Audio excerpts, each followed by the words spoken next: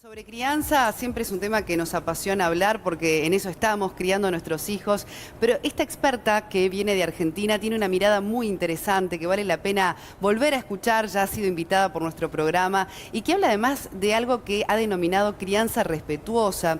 Y en esa línea también habla de marcar límites, pero de alguna forma, bueno, hay una mirada distinta a la que quizás a veces también recibimos nosotros de nuestros padres o bueno, de lo que plantea muchas veces la sociedad de consumo actual. Bienvenida, Merina. Muchas gracias, gracias por invitarme nuevamente. Merina Brockman, es un gusto tenerte. No, los niños vienen sin manual y los padres no aprendemos nada, porque en realidad nadie nos enseña a criar a nuestros hijos. Y ni siquiera aquel manual que ensayamos a escribir después de haber tenido un primer hijo sirve o aplica para el segundo, ¿no? ¿Por qué nos cuesta entonces a veces a los padres aprender cómo manejar aspectos de la crianza? Lo que pasa es que yo creo que el gran error que cometemos los adultos es tener una mirada un poco adultocéntrica y centrarnos en lo que a nosotros nos gustaría que ocurra con nuestro hijo o que nuestro hijo haga. Y en realidad los niños, te diría que no tienen un manual, pero tienen prácticamente todas las mismas necesidades.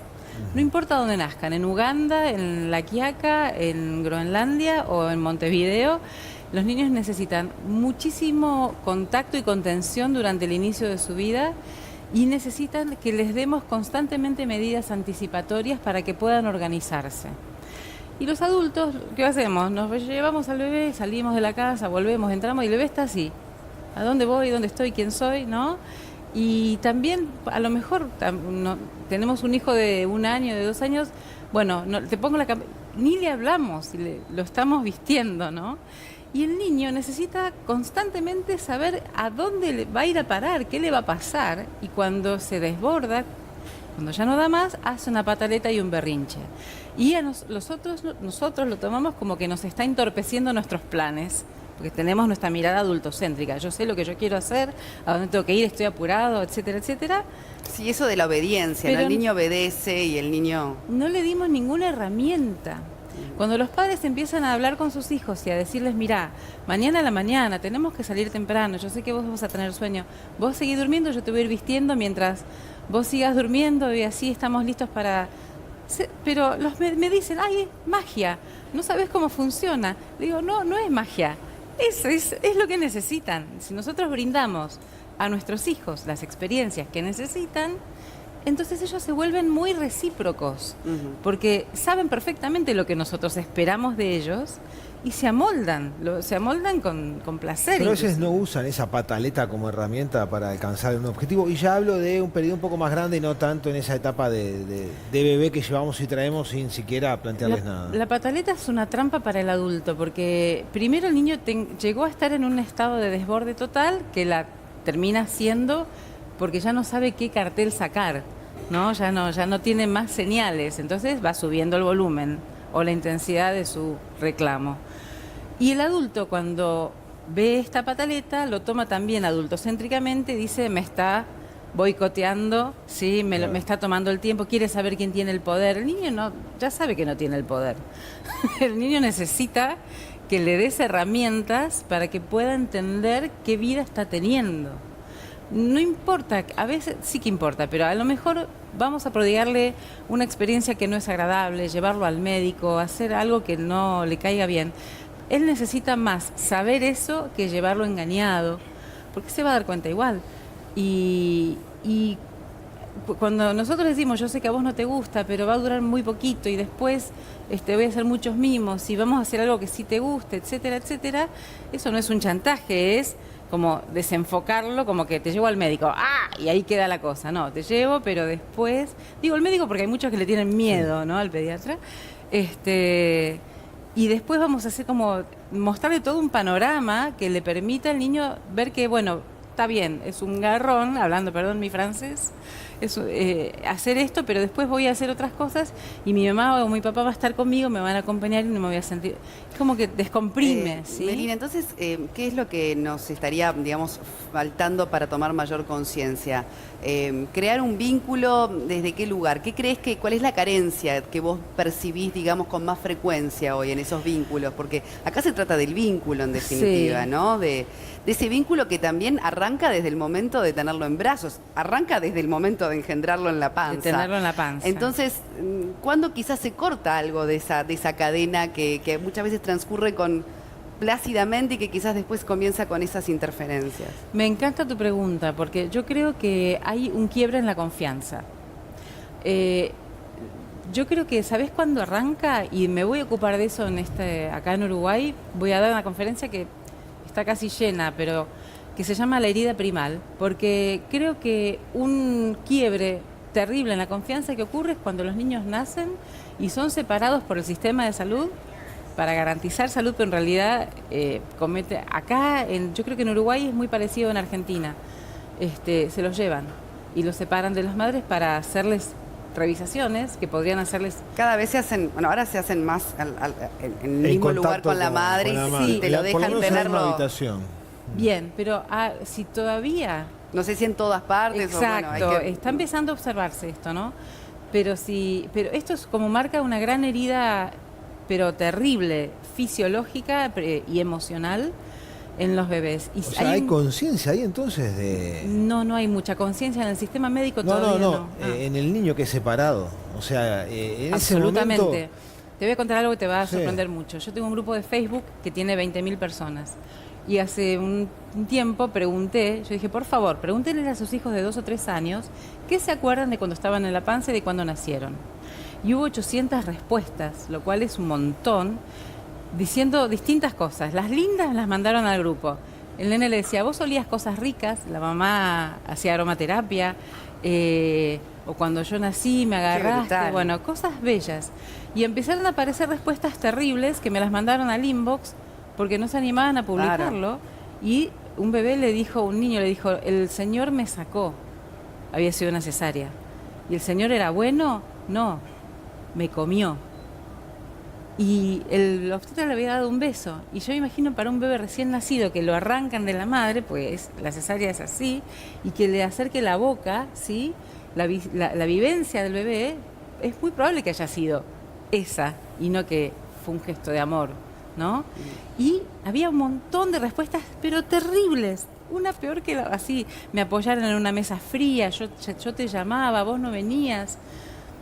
Cualquier cantidad de respuestas. Fuerte. Entonces empezó a generarse, porque la gente leía eso, y empezó a generarse una enorme conciencia de que en realidad el bebé es muy chiquitito, pero tiene un registro real de lo que le está sucediendo.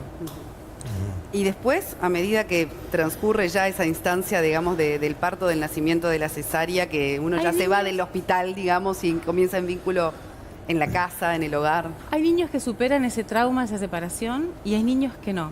Yo tengo muchas consultas sobre esto, muchísimas consultas, y un caso emblemático que siempre cuento, un niño que hacía berrinches por todo y todo era no. Vamos a jugar, no. Vamos a comer, no.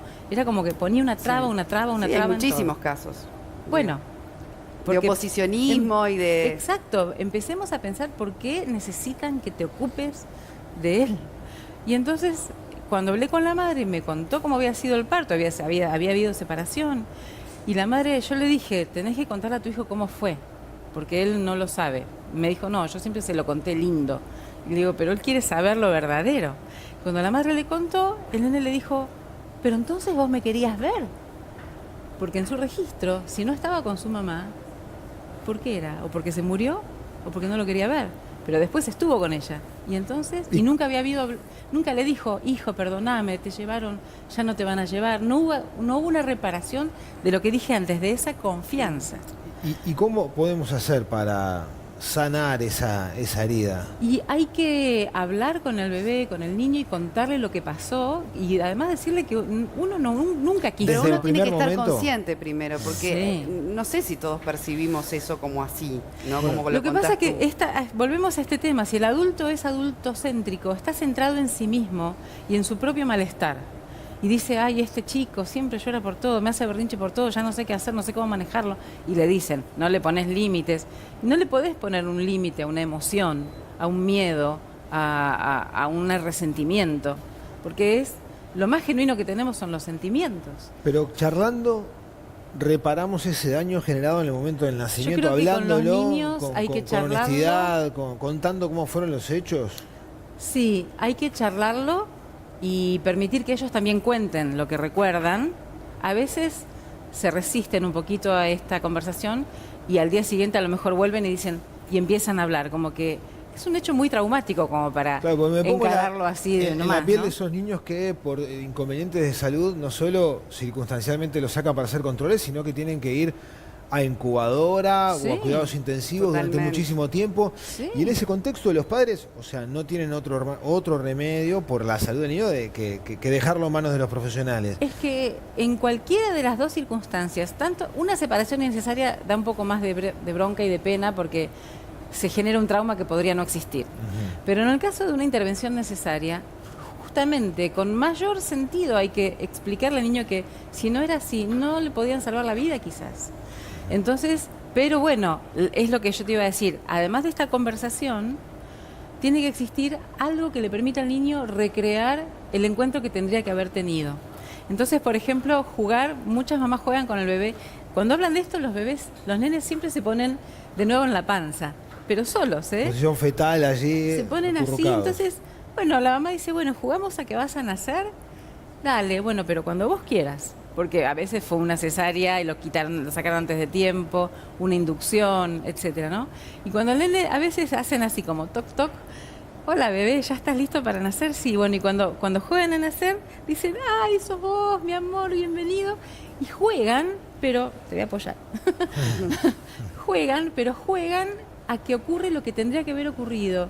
Y el bebé llora o toma la teta o se abraza a la mamá y se queda como teniendo esa experiencia, aunque sea un mes, un año, Y no cuando importa. son más grandes, Melina, cuando ya quizás no son tan bebés y son más niños y uno quiere recomponer quizás algo de ese vínculo que siente que no está del todo sano, ¿qué puede hacer? Yo creo que la conversación y que yo creo que somos seres que buscamos nuestra salud y nuestra regulación constantemente.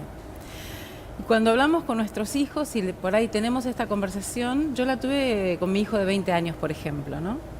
Y cuando le conté que en ese momento no sabía que había que colechar y no había colechado con él me dijo, es verdad, y hubiera estado muy bueno. Y yo le dije, bueno, perdón, o sea, te pido perdón, porque yo manejaba otra información errónea, cometí un error que te dañó y jamás hubiese querido dañarte. Por ejemplo, reconocer eso y pedir perdón. Y con un niño entre puber de 10 años, de 8 años, yo creo que el niño se abraza y es como que vuelve a ese lugarcito de donde nunca tendría que haberse ido. Y se cobra la deuda. ¿Sí? Claro, estás contando cosas muy interesantes, pero que a veces escapan a las decisiones que podamos tomar los padres. Porque estamos hablando de qué hacer cuando el partido ya está jugado, cuando el daño ya está hecho. Sí. Y pregunto lo siguiente, ¿qué tanta conciencia crees que hoy en día hay en los operadores de salud? Y hablo de neonatólogos, ginecólogos, o sea, todas las personas involucradas en ese momento del nacimiento. Tenés charla con ellos, ¿no? Con todos los profesionales de No la tantas, salud. por eso doy estas jornadas Pero para que ver no hay si alguno se conciencia. anima a venir. Mira, mi hijo es médico, se acaba de recibir el año pasado en Argentina. Y un día cuando volvió de un parto, de sus prácticas, le digo, ¿y qué tal? Y me dice, y es un horror. Me dice, porque le cortaron el cordón inmediatamente al bebé, pero mientras lo hacían le decían, esto hay que dejarlo latir, pero nosotros lo hacemos así. Entonces pareciera que hay una conciencia, pero que hay una negligencia o que es una conciencia tan superficial que en realidad no creen que esto realmente es constitutivo de una salud, o sea, están trabajando en salud Claro. y están ocasionando patología. Y el sistema de salud además está colapsado. Sí. Y tendríamos que preguntarnos además por qué, ¿no? Y creo que, imagínate, llega una embarazada y salen 2 desregulados por cada embarazada que llega. Claro. La Melina, cuenta es se hace rápido. interesantísimo y bueno, nos quedan muchos temas más por abordar. Por suerte tenés visitas frecuentes al país. Simplemente decinos, la gente que quedó enganchada con todos estos temas, que quiere un acercamiento quizás a tu forma de encarar y de hablar de la crianza, ¿cómo se puede acercar? Yo estoy teniendo 2 tipos de actividades. Este fin de semana para profesionales y la semana que viene para familias y padres. Y que llamen a donde estoy organizando todo, que es el 899-366-443.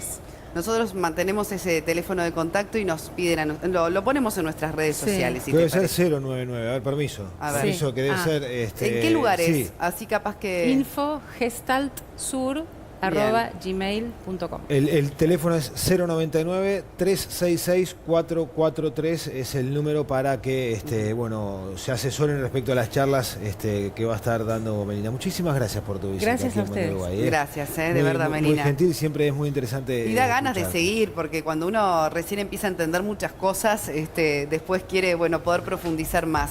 Así que en alguna otra oportunidad tendremos la chance ¿Cómo no? de seguir estos temas con Melina. Muy amable.